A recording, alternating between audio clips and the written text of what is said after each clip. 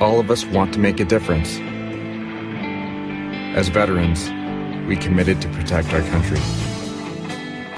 We served and sacrificed for the things that mattered most. Those experiences shaped our lives, even if it isn't always obvious to those around us. And now that we've served, our commitments have taken on a new meaning. We're husbands, wives, parents, friends, and neighbors, but sometimes we still feel alone. We forget that our biggest challenge can be to ask for support when we need it. The Veterans Crisis Line is here for all veterans, service members, and their loved ones. Dial 1-800-273-8255 and press 1. Chat online at veteranscrisisline.net or text 838-255. It matters.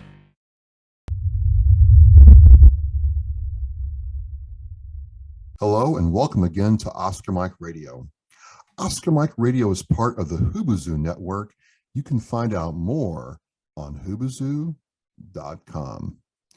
And I want to take a minute and thank my sponsors, Joyce Asek of Asek Real Estate, Mark Holmes, Army National Guard veteran of Reaper Detailing and Power Washing, and my supporters, Semper Savage, Bottom Gun Coffee, and Caisson Shaving Company.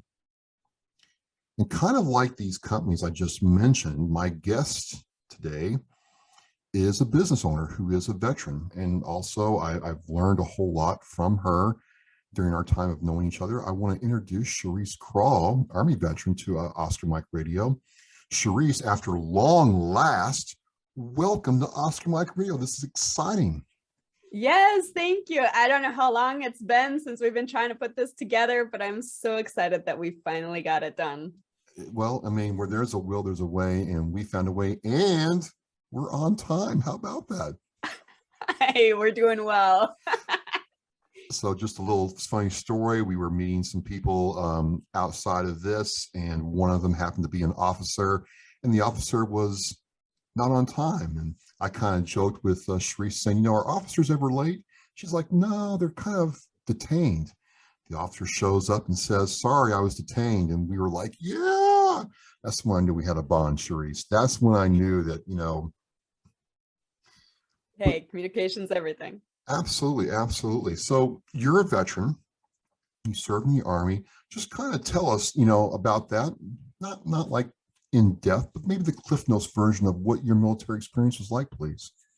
Yeah, so I was in the Army for almost 10 years, active and National Guard. And the first year I was in, I was a petroleum supply specialist because, of course, the recruiter talked me into that because a lot of girls go into that, is what he said, quote, and quickly realized that was not for me.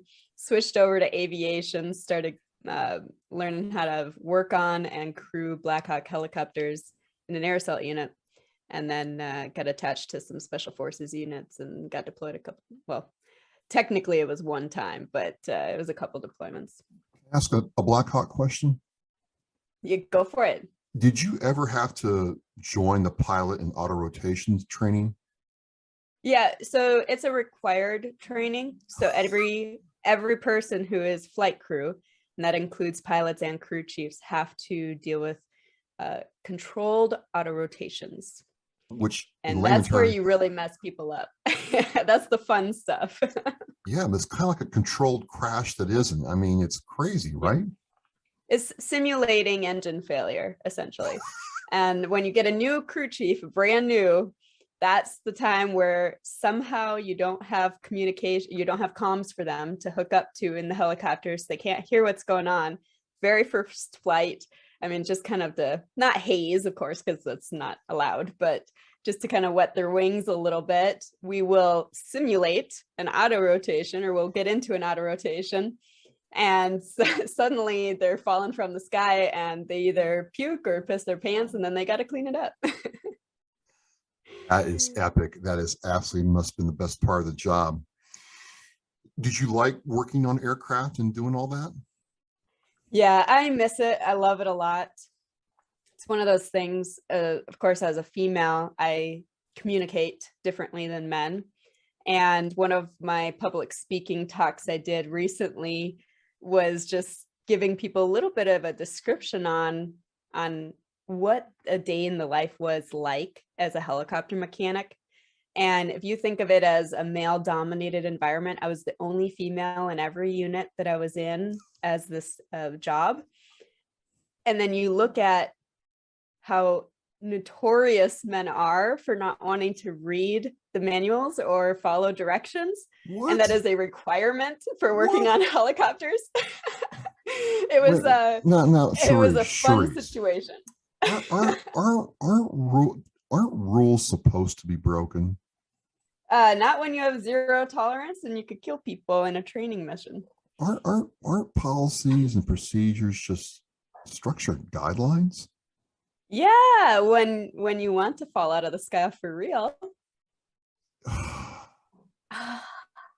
Well, that must have, yeah. It was Wow. my daily life was a lot of "I told you so."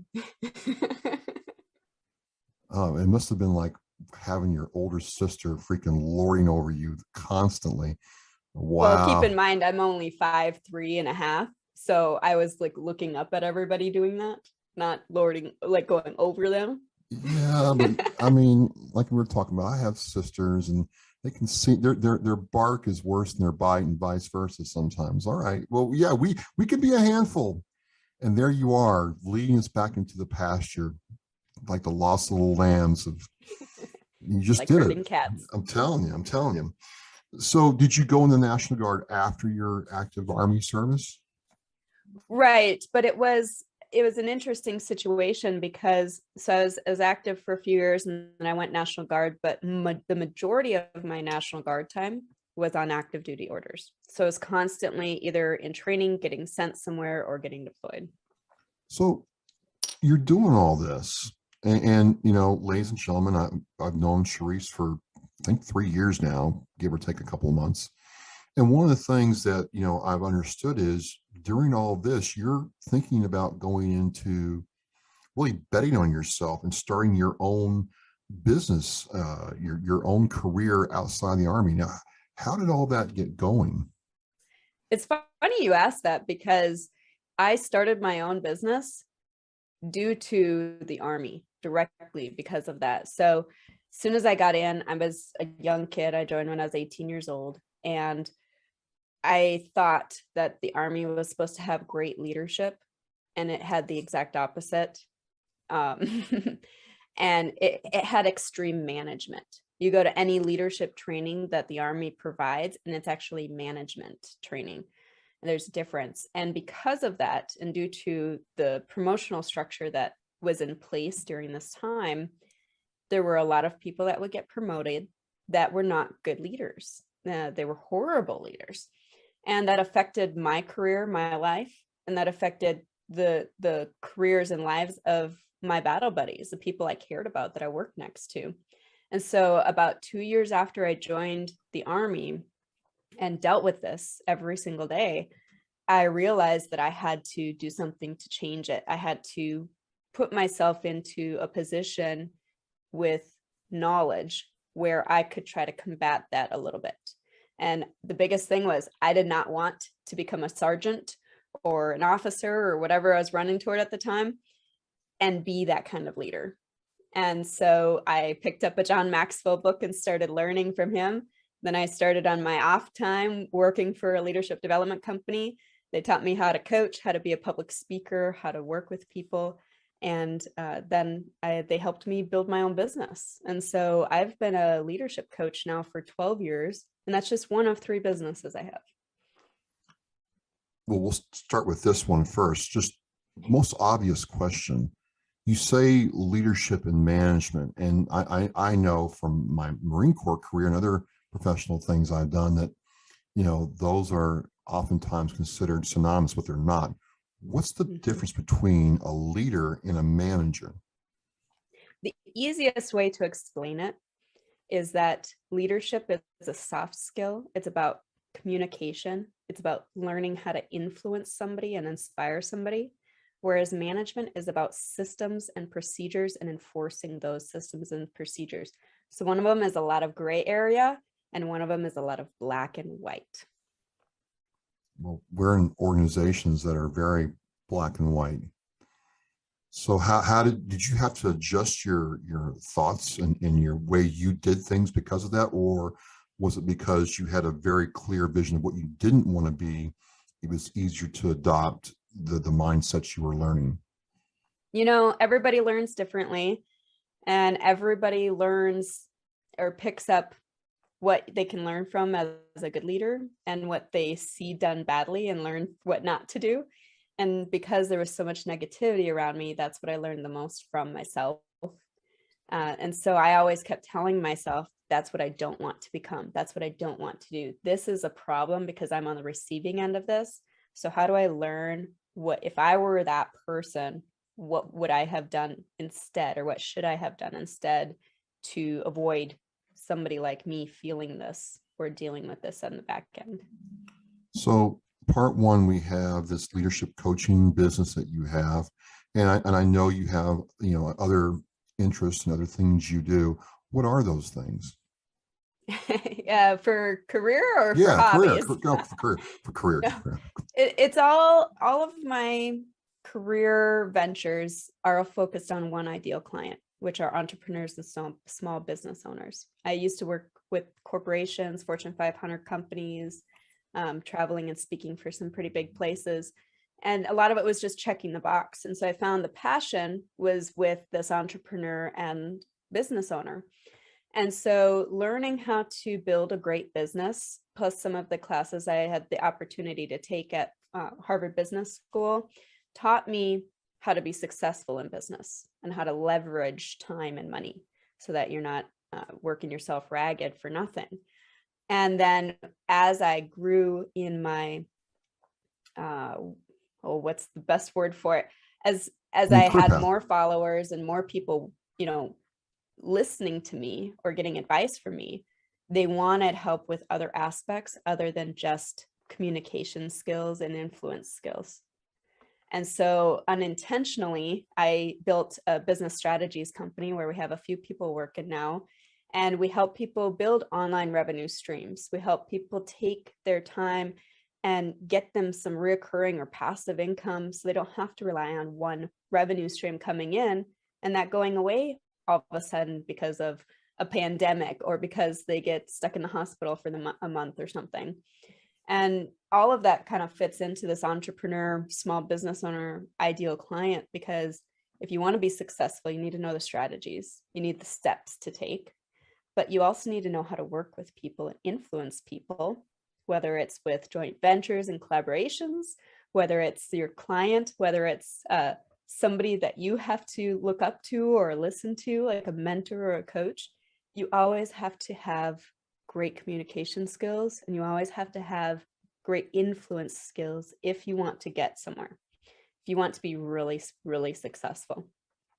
And then lastly, just this isn't official yet, but I started studying with Robbins Madonna's training to learn how to reprogram some subconscious habits and patterns, some things that I couldn't help people with as a leadership expert because it was something they'd learned as a kid, or a traumatic thing happened way back when, and now they can never go into an elevator because of it. I wanted to be able to help them move past those and reprogram their subconscious mind scientifically with neuroscience to be able to get past that so they can be a better leader and a better entrepreneur. So that's what we're hoping will come out in a couple months. We're going to be launching that. So before I go back, just to, you know, clarify something, are you saying sometimes a client or a person in business is truly, to put this in the vernacular, their own worst enemy? Oh, we are always our own worst enemy. That's why we're the hardest person to lead is ourselves. Wow, that's pretty profound. I mean, and it makes sense, because if you can't get out of your own way or believe that you know, can do whatever that is, you're never going to get, off the starting line, are you? No, that's completely right. When you look at everybody who's successful in life versus everybody who's not successful, it's all comes down to mindset. There was a really cool quote that I heard somebody say, and they said, if everybody got $75,000 tomorrow in their bank accounts, every single person in the nation, $75,000, quite a bit of money. In about 5 years, the same people who are rich now would be rich. The same people who are poor now would be poor, because it all comes down to mindset. A lot of it is experience, because that's how we grow and learn and create these patterns. But if you don't have the right thinking, you're not going to make the right decisions. So let's just say, use me for an example. I'm starting a business and an entrepreneur. What are the things that I should be thinking about as I go through to start my journey? Is it product only, or should I put a lot of time into preparing my mindset before I even do this? Because sometimes it feels like talking to people, they put the cart before the horse. Mm-hmm. If I'm looking at it from all of the experience that I have from a business strategist perspective and from a leadership coach perspective, I would say that the number one thing you have to do before anything is to put together a self-development and professional development plan. That doesn't mean wait till it's done to start your business. That means know that from here on out, you should always be developing yourself. Every day, you should be doing something to help grow and become a better person and a better expert in whatever field you are.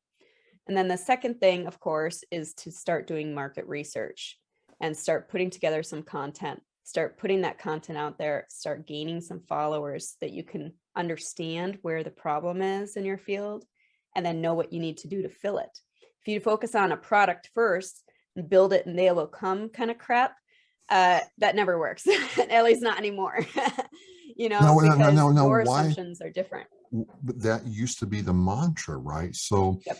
you're not. But that was back in the industrial age. Okay. We're in the information age now. That era is long past. It doesn't work anymore. Okay. All right. I mean, that used to be the thing. And even now, well, if you just do it, people will come to it, but you're saying that's not the case for. Right. More often than not, the people that come to me, they're not brand new entrepreneurs, people who've never started before. I get a couple of those, but more often than not, they're people who've tried once or 5 times and failed, finally gave up trying to do it their way, and are going to listen to me. So, and I'm not the only expert out there, and there's lots of people who know more than me in that field. It's just what I see, what people come to me for, because they make assumptions in their field because that's what they wanted or that's what their experience was.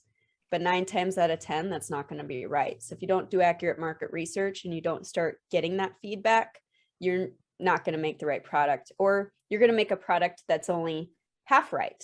And then you're always going to be fighting to sell that, and always going to be fighting to get the revenue or the ROI that you want from it. So it's just a struggle if you don't do it right the first time. So it really is about, to put this in the military terms, knowing yourself and then seeking self-improvement. You got to understand who you are, and then you got to understand how to improve yourself to better serve the problem or your clients. So I think it's exciting that you're doing entrepreneurial class clients. I don't know if I got that term right, but what happens through the process? How do you diagnose how do you diagnose the problem? Because the client's coming to you, like you said, because what they've done has not worked, and they're frustrated, and they're coming to you to help them before they pack it in. How do you diagnose where the problems are? And then I don't like assumptions, but I would have to guess that then you have to communicate what you found to them in a way that empowers them. Exactly. And that's honestly probably the hardest thing for military folks, and for myself specifically. And I don't want to speak for every military person, but it's very easy to yell at somebody. That's what we got good at, right? Tell people what they did wrong. Yeah. And that's how we learned how to communicate. But empowering somebody is complete. It's the exact opposite of that. You have to influence them. You have to get them excited, inspire them to do something. So it's definitely a lifelong process for me to be good at that. But to answer your question, really what I see when somebody comes to me and they have an issue, there's a basic foundation level that I go through, which is a method that's black and white. Look at it step by step. All right, do you have this? Do you have this? Do you have this? Do you have this? Figure out what they don't have. Figure out, okay, if they don't have consistently published content, they don't look like an expert, there's no way to build awareness, or it's really difficult to build awareness. And there's a huge gap in the sales process then, because you have to try and talk them into you being an expert versus proving that you're an expert or showing them you're an expert. And so, for example, that's one of the biggest things people don't have is consistently published content. I call it CPC. And so if they don't have that, that's going to be the first thing I tell them what to do. And I will always give somebody homework before I take them on as a client to see if they take action. 'Cause 9 times out of 10, if they don't take action before they pay me, if they don't do something for free, they're not going to do it when they give me a bunch of money. And a great example of that, and you would think it's the opposite. I was going to say, I mean, if I'm paying you, Sherice, I'm going to Yep. make sure I do what you tell me to do. If I'm paying you, I'm just saying. You think it's the opposite, but it's not. And I'll give you a perfect example. One of my clients used to work directly with Steve Jobs way back in the day.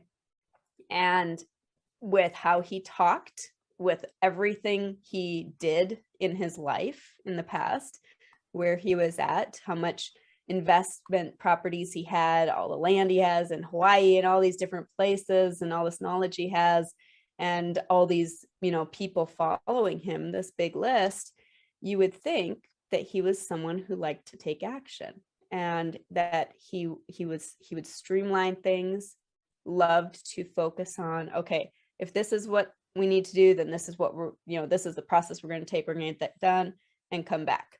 We're going to be resourceful and high speed, right?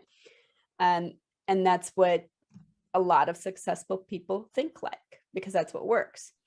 So we start working together and suddenly I'm having to bug him and remind him and get very serious with him eventually about not taking very simple steps. He kept saying he had a marketing team, but I would give him all the details he needed to market this launch we're putting together. And suddenly launch time comes, nobody shows up on his live video, not a single person, because he didn't market it at all. And he was supposed to be talking for an hour so we could record it and turn it into an automated webinar. He ended at 14 and a half minutes because he just didn't want to do it anymore. And then, so I did all that work to help him build this. He paid me thousands of dollars. And he just dropped off the face of the earth. He had bought an entire another program that he never collected on after that. And so it was the one person that I thought would be the most or the biggest action taker. And I did not give him homework before I brought him on as a client because I just assumed I wouldn't need to. And people surprise you in a good way and in a bad way. But it's not all about the money, especially to even people who don't have it. And so that being said, if you give somebody homework before you hire them as a coach or a strategist, and they come back to you with the homework done, with that action done, something that they needed to do anyway, so essentially free advice, then you know that they're truly ready to move forward and they aren't just trying to pretend to take the steps, to pretend to be successful, which happens a lot too. So it's a really surprising field. It just seems counterintuitive to me, but talking to some lawyer, well, it kind of reminds me of talking to a Marine Corps lawyer that I talked to recently. The number of clients that would not do what he told them to do, and it wound up costing more money and taking more time. So those are some of the challenges. It's a people thing that you do. I want to ask, one other thing, is it a challenge ever to explain what you do? Because you really can't touch it, feel it, or see it, right? You're trying to take something very intangible and make it very palatable to somebody that you're trying to coach? How's that work? It really depends on the conversation. If you start learning how to be a connector and you're learning how to actively listen to people, you will always have an ear out for their problem, whatever problem you can fill. And so when you're having a conversation with somebody, if they start talking about a problem you can fill, you can start talking to them about how you can fill that. And that gives them a really good idea on what I do. Now, if I were just pitching to somebody, I would just say, I help build thriving professional entrepreneurs with strategies and with mindset training. That's it. It's very Robert Greene. Well, it is. It's the basis of a lot of what he says, which is listen, talk less, listen more, right? And people will tell you what they want. I'm just curious. I mean, it's very cool that you were on the same wavelength there, it seems like, but no, I'm just very curious. It seems like the same thing where you need to listen as a leader to be effective. Yes, and actually one of the best skill sets a leader can have is to be a good coach. And coaches listen, and coaches ask questions. They don't necessarily tell somebody what to do. They ask them these specific questions to guide them through a journey so that they come to the realization that you wanted them to come to, so that it actually sticks into their mind, versus if you just tell somebody something, a lot of times they'll either forget it or blow it off. So it's a little bit different. It takes more time, but it's worth it. You know, just a thought here as I'm listening to you. Have you ever tried to apply this to parenting? So parenting, everybody is a leader in some way. Being a parent is a leadership position. Right. And the 5 levels of leadership that John Maxwell talks about, the first level is positionary leadership. And so if you can build influence and inspiration and be able to guide somebody, ask questions, coach, all these different great things that a good leader does, and you apply that to parenting, apply that to relationships, mentorships, even if you can lead people that you're below, or that you're below. So you could lead your boss, essentially, if you do it the right way. There's every situation in life, somebody will have opportunities to be a leader. It's just whether you do a good job at it or not. And parenting is one of those great opportunities. It's certainly been for me. I just they're the best things that ever happened to me. Absolutely, no question. As much as they have made my hair go away, I wouldn't trade it for anything. So you have blame it on the kids. Well, I had to learn I couldn't be my Marine Corps drill instructor. It took me a while. And when I started trying to do it a different way, we seem to make progress. Sometimes I'm still a drill instructor, make no mistake, but it works. And that's one of the things. I mean, you have clients that have difficult situations or having to really rework themselves. Mm-hmm. What happens when a client starts really buying into what you're doing, Sherice, and starts seeing the progress on their end? What's that do for themselves and their business? Well, I certainly get very excited because that's my passion. I love seeing other people succeed. There was a great quote that says, the hardest thing in life is to see people around you, especially people you care about, not living up to your potential. So when you see that happen, it's huge. But what my client experiences, a lot of times it's breaking through limiting beliefs. That is the first thing that happens. They realize they can actually do it. And then their dreams and their goal sets that we do just go huge. They're like, oh, I could make $2 million a month. I'm like, yeah, you can. Look, we just did it with the math right here. So you're good to go. I just have to take the time to build it up. Things like that. And that's the exciting part, is when their mindset switches from this survival mentality, this reactive, everything happens to me and I don't have control over it, to this proactive, I'm going to attack the world. Like, I got this. I don't know how to do this, but I know I can figure it out. That's what makes successful people. And so when you start seeing that switch in people and they start believing in themselves, that is the biggest step for them. Their whole body changes, how they walk, how they talk. Even their physical appearance will change over time. So you might see some, they always look tired and worn out, not a lot of color in their face. You see them, you know, a month into something where they had that realization and they have color in their face and they're perked up. They've been sleeping better. Things are going better at home in their relationships with their family because they're not as stressed at work or things like that. And it's just incredible. And making money is the first step. It's not by far the end of the journey. So as soon as they realize they can make a lot of money and they're making it consistently, that's when the real fun starts, because then you can start working on something that can build a legacy. You can start building whatever it is they want, whether it's a book or a nonprofit or an organization or something where it actually makes them feel like their life was worth living.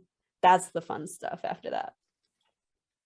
Do you think there's something to the saying that money can't buy happiness, though? You know, that's a pretty conflicting sentence. It almost feels like it's not finished because of it. Money can't buy happiness. That's true. Okay. However, money is a tool, and a tool can give you the opportunity or the resource to go out and create something that gives you a residual of happiness. So if you go and you have a pursuit of happiness, you're not going to get very far. You're always going to be pissed off, honestly.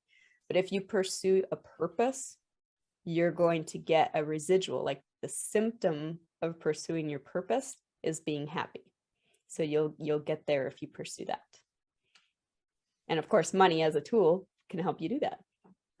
True. No, true. I mean, I can tell you that what we're doing right now gives me a great deal of purpose and satisfaction from that, you know, what we talked about would certainly facilitate that moving forward faster. Absolutely. Yeah. And I mean, worst case scenario, it can always buy you a boat. See, now, he's like, I don't know that song. well, I don't know that song, but to me, here's the thing with boats. I know somebody at work who races boats, and her quote is, you know, boat stands for bring out another 1,000. And then from working in where I work is it's one of the most depreciating assets you can buy. It's not even an asset. They don't even consider an asset. It's a toy. Banks don't like it. So yep, just like a car, it's a liability. There's a song that says money, at least it can buy me a boat. Oh, okay. Well, I don't know that one. It's a country song. Oh, well, Sherice. It's okay. It's an inside joke. I didn't know who Zach Brown was. That's the truth. Jason Aldean, Luke Bryan, they're like, yeah, Luke Bryan. There you go. Like, You're getting there. No, I didn't know who he We'll was. work on it. Well, you know, I'm metal all the way. It's a good start. Don't worry. All right. We'll see. No, it's funny because I've always loved horses. I love fishing. You know, boats are great, but I've always loved horses, and they're big money pits. And so the quote for them is, if you raise your kids on horses, or if you raise your kids to love horses, they'll never have money for drugs. Well, you know, it just so happens I work with an equestrian nonprofit as board president, and I've learned a whole lot about horses, and that is a true statement. That is a true statement. It's something else. They're amazing animals. I mean, I grew up on a farm and kind of was around them, but you know, not in this way. And it's just very different from a dog or cat or any other animal you can outright own. Yeah, because they have a sixth sense. The studies finally came back after 20 years. This was maybe 5 or 10 years ago, so not too long. Studies finally came back that they're better therapy animals than dogs because of their sixth sense. Well, the thing is, to your point, when they're working with the veteran, they force the veteran to get on their level, and they pay attention to what the veteran's doing. So it's a different mindset than dealing with a dog, because a dog's a foraging or attack animal, whereas a horse is a prey animal. Is Very Yeah. insightful. Very insightful. Very true. It's incredible because they are really the mirror of whoever's training them or whoever Right. owns them. Right. So if they have an issue, it's because of you. You know what I mean? Absolutely. It's a pretty cool thing. Yeah. Well, I'm sitting here with Sherice Kral, Army veteran, Blackhawk Crew Chief, and now has 3 multiple business ventures wrapped into one with leadership and business coaching. And, we have talked several times before. Today, it's a special day for me, let me tell you. And, as we come through this, do you ever get to a point where you think that you have attained a level of leadership expertise that you don't need to improve yourself, or is leadership more of a lifelong thing? Well, so I will answer that this way. John Maxwell is the #1 leadership coach in the world, or at least he used to be until he started. I mean, he's pretty old now. He started backing off just recently. They rebranded to the Maxwell leadership team versus the John Maxwell team. And so that being said, if he has gone his entire life, and he's in his 70s now, late 70s, mid 70s, and he's gone in his entire life, and he has built up to being the #1 leadership expert in the world times almost 15. You take the next 15 people in his prime, put their entire careers together, and it didn't even equate to what he had done in his life. And if he says that he is still working on his leadership abilities and that he is not at the peak, then I definitely would never get to that point where I felt like that, because he is way better than me, has been doing it way longer, and he still doesn't even feel that way. So it is definitely a lifelong pursuit. And I think a lot of that comes down to us being human. Just the human experience, for the fact that We're fallible. there's so many different variables. Okay. Fallibility. Well, I mean, you're a struggling small business, or you're an entrepreneur that's just ran out of gas, and you talked about some of the challenges they have, and you talked about some of the victories that they have and that you share in them. This is more than just a paycheck to you. This seems like a real life calling for you. Am I right to think that? Definitely. So as soon as you see that sparkle in their eye where they realize they never have to worry about paying for gas again, or they realize that they can actually focus on multiple sclerosis and giving thousands of dollars to that every year, and feeling like they can help because maybe their mother died from MS or something like that, that is the most amazing thing. It has nothing to do with me. I just get really excited that I am the one that was able to help them get there, or at least watch the journey, right? I'm just a guide. I'm not the hero in the story. I'm the guide.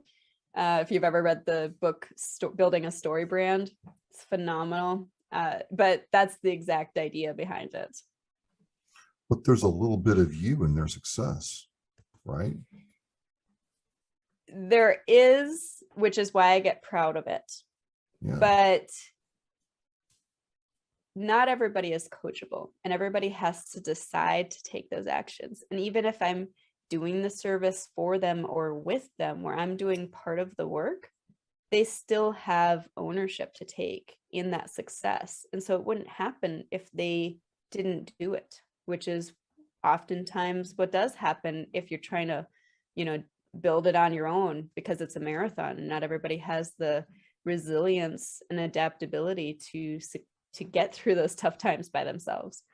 So you have to have a guide if you want to be really successful. If you want to be successful faster in the beginning, having that kind of guide makes that possible. So it's not a necessity in the beginning, but it would definitely be useful. So I'm an entrepreneur, I'm a veteran entrepreneur, business owner, and I'm trying to reboot or come out of COVID or get to that point in life where I can, have the kind of legacy I want. How do people find you, get in contact with you, Sherice? And I'll have all the links to your, company in the Oscar Mike Radio show post, but this is very important. Some of the best ways to get a hold of me, or if you just search for me on Facebook or LinkedIn, but I also have 5stepleadership.com or Sherice and Co. But I don't suggest trying that one simply because my name is spelled pretty weird. So get the link below versus just using this audio to try and figure it out. I do have a podcast called Thriving Professional Coaches, and I have a blog as well that you can find through my 5stepleadership.com website. Amazing, amazing.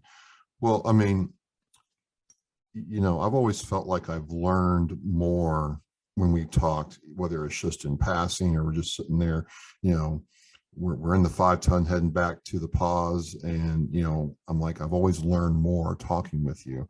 And I feel that if I'm learning more, then other people will as well. So I just want to thank you for taking time out of your busy schedule to talk with me.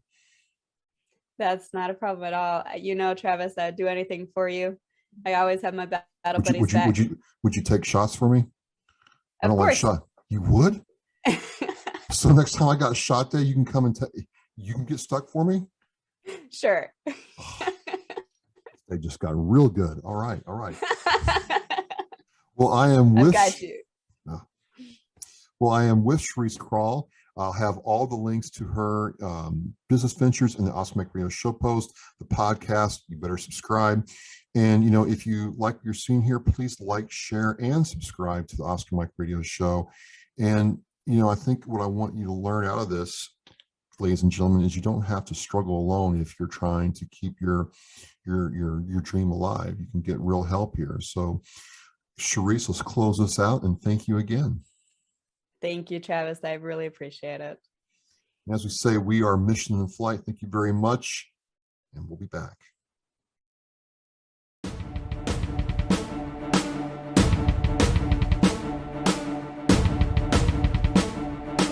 I want to thank you for joining me and watching Oscar Mike Radio. Now go to OscarMikeRadio.com and click Shop to check out all the cool merchandise from Authentically American. All proceeds go to veteran service organizations.